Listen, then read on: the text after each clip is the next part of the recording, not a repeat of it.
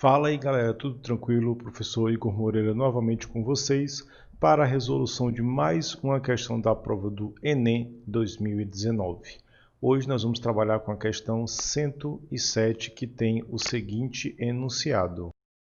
Em qualquer obra de construção civil é fundamental a utilização de equipamentos de proteção individual, tal como capacetes. Por exemplo, a queda livre de um tijolo de massa 2,5 kg de altura de 5 metros, cujo impacto contra um capacete pode durar até 0,5 segundos, resulta em uma força impulsiva média maior do que o peso do tijolo. Suponha que a aceleração gravitacional seja 10 metros vezes segundo elevado a menos 2, e que o efeito da resistência do ar seja desprezível. A força impulsiva média gerada por esse impacto equivale ao peso de quantos tijolos iguais? Portanto, temos aqui no quadro as informações necessárias para começar a trabalhar com a questão.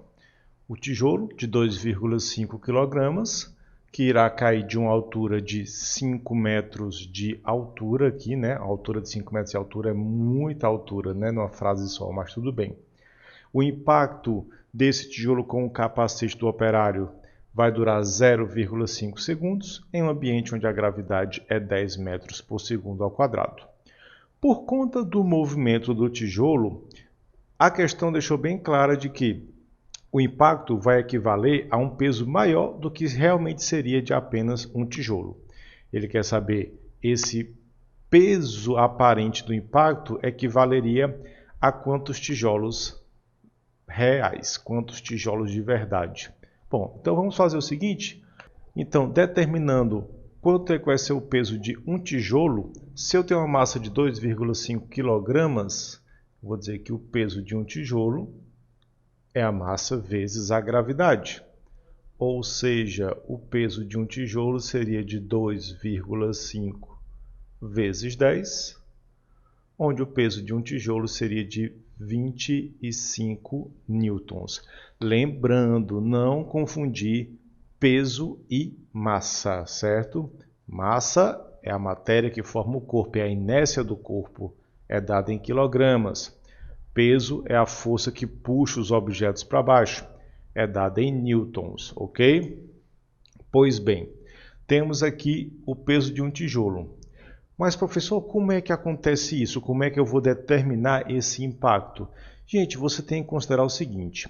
Quando um objeto está em movimento e você vai freá-lo, você precisa de um certo intervalo de tempo para frear esse objeto.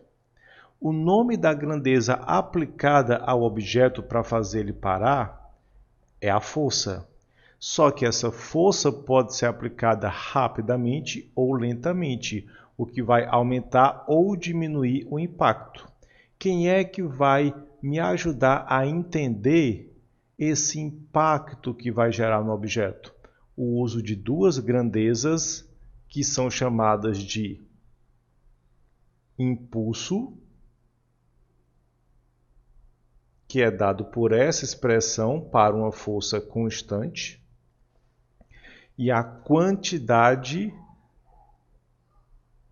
de movimento. Então, eu vou trabalhar com essas duas grandezas para conseguir deduzir o tamanho do impacto.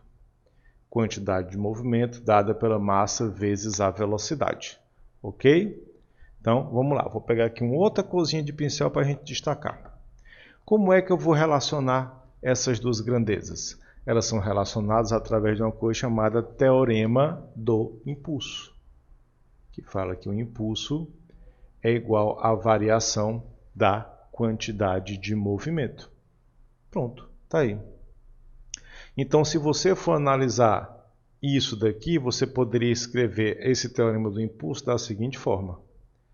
F vezes ΔT é igual a M vezes ΔV. Olha aí, o que é que vai influenciar nesse impacto? A massa do objeto, a variação de velocidade dele, que no caso será apenas a velocidade final. Por quê? Porque ele vai partir do repouso. A velocidade inicial dele é 0. Então, se a velocidade inicial dele é 0, só me interessa a velocidade com a qual ele vai chegar ao capacete do operário. Eu botei aqui no chão, mas a gente sabe que, na verdade, ele vai cair na cabeça do pobre do operário. Então, todo ΔV que o V inicial é 0, vai ficar apenas V final. Pronto. Beleza? Então, vamos analisar aqui que informações eu já possuo para deduzir essa força de impacto. Eu já possuo o tempo. Sim, eu sei que o impacto vai durar 0,5 segundos. Eu já possuo a massa. Sim, eu sei que a massa do tijolo é 2,5 kg. Eu já tenho a velocidade final dele? Não, eu não tenho a velocidade final dele. Eita, professor, está faltando então informação, não vai dar para fazer. Na verdade, dá sim. Por quê? Porque trata-se de um movimento uniformemente variado, um movimento de queda livre, onde eu tenho o espaço que ele vai andar, tenho a gravidade, que é a minha aceleração. O que é que eu não disponho? Eu não disponho do tempo. Está aqui o tempo. Cuidado, isso não é o tempo de queda, isso é o tempo do impacto com o capacete. Estou falando, eu não tenho o tempo de queda. Se eu não tenho o tempo de queda, eu vou recorrer à minha boa e velha equação de Torricelli. Olha aí, meu amigo. Que aqui ficaria V ao quadrado. A velocidade inicial é 0, mais 2 vezes a aceleração, que se está em queda é a própria gravidade, portanto é 10, vezes a altura da qual ele vai cair, que é 5. O que me permite dizer que V ao quadrado é igual a, somar com 0 não muda nada, esse produto vai dar 100. Então esse V vai ser igual a raiz quadrada de 100, e a velocidade dele ao chegar ao solo será de 10 metros por segundo. Pronto. Agora eu já tenho todas as informações para aplicar essa minha formulazinha bonitinha aqui, ó. Vou trazer ela para cá e vai ficar força de impacto vezes o tempo, que está bem aqui, ó, é 0,5, é igual à massa do tijolo, que é 2,5, vezes a velocidade dele ao chegar ao solo, que é 10. O que me dá aqui 0,5F é igual a 25. F é igual a 25 sobre 0,5. E eu posso deduzir que a força de impacto será de 50 newtons. Certo? Então, quanto maior o tempo do impacto, menos força você vai ter. É por isso que os ginastas, quando vão realizar os seus saltos, ao cair no solo, eles têm que dobrar o joelho para que o tempo de impacto seja maior. O que é Brom? Não sei. Bom, o que a questão quer saber é a força de impacto equivale ao peso de quantos tijolos. Aí eu vou bem aqui, ó. Bom, peso de um tijolo é 25. A força de impacto é de 50. Então eu posso dizer que equivale ao peso de 2 tijolos. Certo?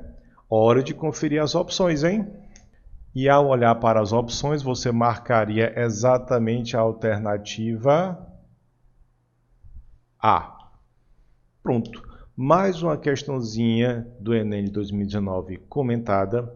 Espero que vocês tenham compreendido. Qualquer dúvida pode deixar nos comentários. Se você curtiu esse vídeo, deixe um like para ajudar o canal, se inscreva e nos vemos na próxima aula. Valeu e até lá!